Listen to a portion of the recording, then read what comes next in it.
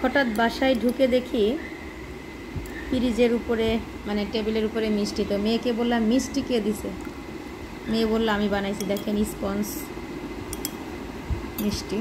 তো মাশাআল্লাহ যেমন হয়েছে নরম সফট, মানে একবারে এমন নরম। দেখেন এতটুকু বয়সেও যে মানে এত কিছু করতে পারে, এটাই তো মাশাআল্লাহ আলহামদুলিল্লাহ। তো মনে হলো যে না আপনাদের সাথে একটু খেয়ে দেখি কেমন শেয়ার করি। তো যদি ভালো হয় তো অবশ্যই নেক্সট টাইম রেসিপি পাবেন আপনারা।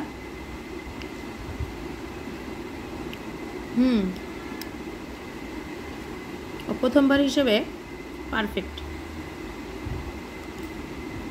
আমার গলাটা বসে গেছে, এজন্য আসলে কথা হয়তো বা স্পষ্ট আসতেছে না। তো বেশ কিছুদিন মোবাইলটার সমস্যার জন্য আপনাদের সাথে কোনো ভিডিও শেয়ার করা হয় নাই। তো আমার মেয়ের হাতের এই স্পঞ্জ মিষ্টিটা কেমন লাগলো অবশ্যই সবাই কমেন্টস করে জানাবেন। সে মাত্র 7 থেকে 8টা মিষ্টি বানাইছে আর আমার জন্যই 2টা রেখে দিছে। এর আগেও কিন্তু সে অনেক কিছু ট্রাই করে আমি না থাকলে। তো কি আর বলবো, আপনারা তো দেখেই বুঝতেছেন আমার মেয়ের হাতের মিষ্টিটা কত লোভনীয় হয়েছে এবং সত্যি বলতে একদম পারফেক্ট এবং অনেক মজা হয়েছে। আপনারা যদি রেসিপি দেখতে চান অবশ্যই কমেন্টস করে জানাবেন। আল্লাহ হাফিজ।